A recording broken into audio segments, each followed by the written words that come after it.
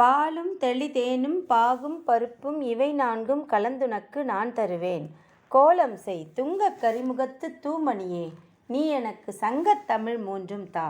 சிவாய நம.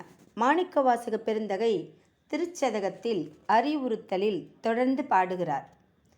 என்ன பாடுறார் அப்படின்னா, வருந்துவன் நின் மலர்பாதம் அவை காண்பான் நாயடியேன், இருந்து நலமலர் புனையேன், ஏத்தேன் நாத்தழும்பு ஏறப் பொருந்திய பொன் சிலை குனித்தாய், அருளமுதம் புரியாயேல் வருந்துவன் நல் தமியேன், மற்று என்னே நான் ஆம் ஆரே அப்படிங்கிறார்.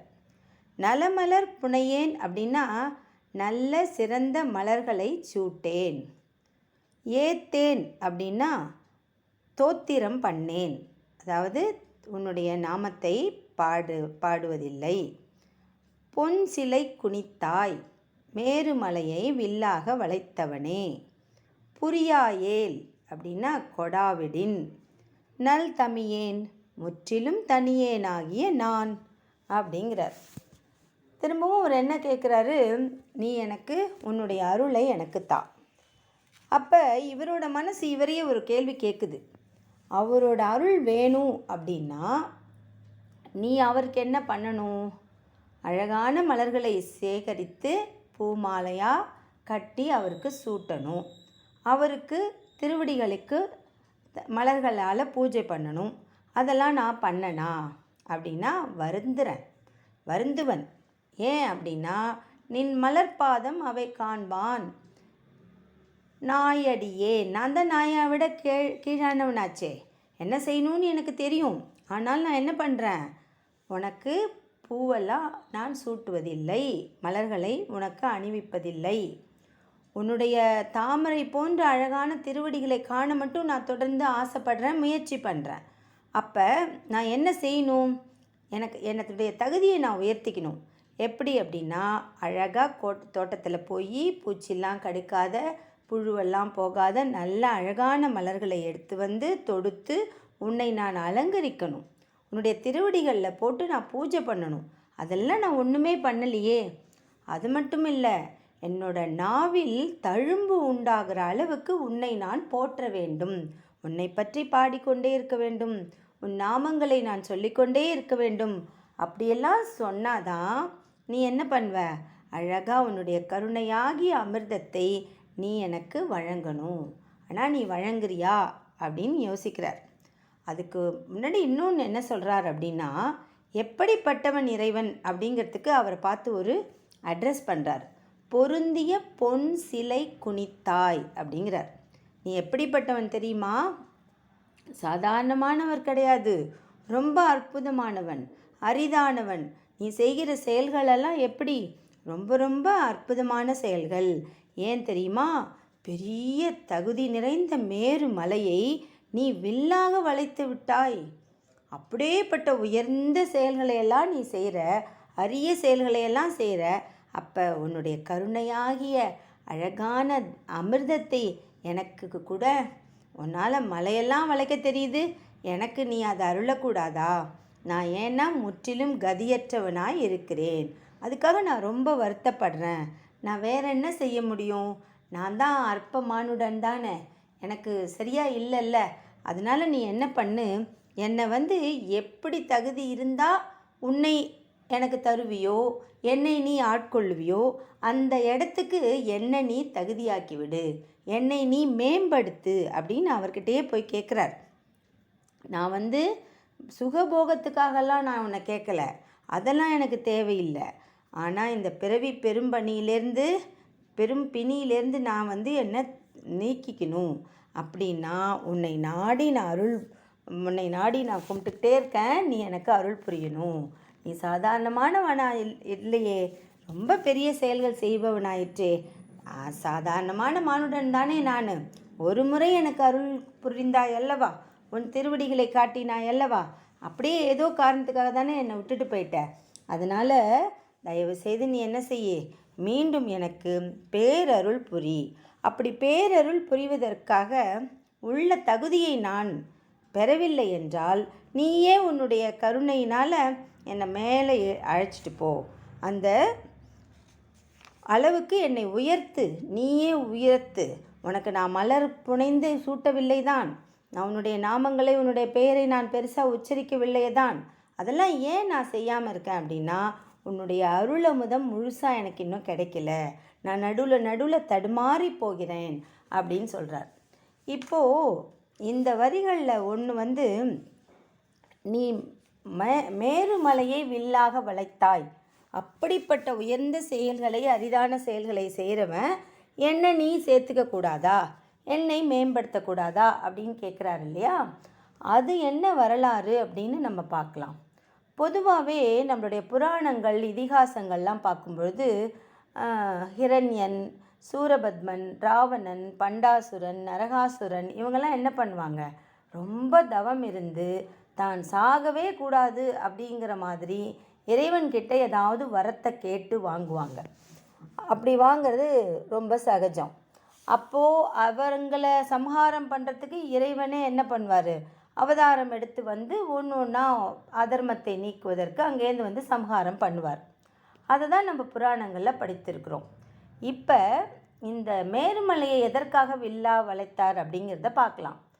திரிபுரத்து அரக்கர்கள் இருந்தாங்களாம். அவங்களும் இந்த மாதிரி தவம் செய்து வரத்தை வாங்கினாங்களாம்.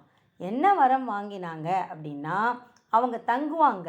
எங்கே தங்குவாங்கன்னா பெரிய கோட்டைகளில் தங்குவாங்க. திரிபுரத்து அரக்கர்கள் அப்படின்னா 3 அரக்கர்கள். அரக்கர்களும் அவர்களுடைய கூட இருக்கிற மற்ற அவங்களுடைய அடியார்கள், அவங்களுடைய மக்கள். அரக்கர் குணம் வாய்ந்த மற்ற அசுரர்கள் அரக்கர்கள். அவங்க என்ன செய்வாங்களாம், 3 கோட்டை, 3 கோட்டையிலையும் அந்த அரக்கர்கள் இருப்பாங்க. ரொம்ப சக்தி வாய்ந்தவர்கள். அவங்க என்ன செஞ்சாங்களாம், என்ன வரம் கேட்டு வாங்கினாங்கன்னா, எங்களுடைய கோட்டை 3ம் ஒரே நேர்கோட்டில் இருக்கணும். அப்படி நேர்கோட்டில் நாங்கள் இருக்கும் பொழுது எங்களை யாராவது அம்பு எய்து ஒரே நேர்கோட்டில் இருக்கும் பொழுது அந்த 3 கோட்டைகளையும் ஒரே நேரத்தில் ஒரே அம்பால் எங்களை, அந்த கோட்டையையும் எங்களையும் தகர்த்து எறிய வேண்டும். அப்போ தான் எங்களுக்கு மரணம் எங்களை தழுவலாம் அப்படின்னு வரம் வாங்கிட்டாங்களாம். அதுலேருந்து அவங்க செய்கிற அநியாயம் தாங்க முடியலையாம். ஏன் அப்படின்னா, அந்த திரிபுரத்து அரக்கர்கள் என்ன செய்வாங்கன்னா, அந்த கோட்டையிலேயே மூவ் ஆகிட்டே இருக்குமா. அந்த கோட்டையை அவங்க தங்கியிருக்காங்க இல்லையா, அது அப்படியே நகர்ந்துக்கிட்டே சுழண்டுக்கிட்டே அங்கேயும் இங்கேயும் போயிட்டே இருக்குமா.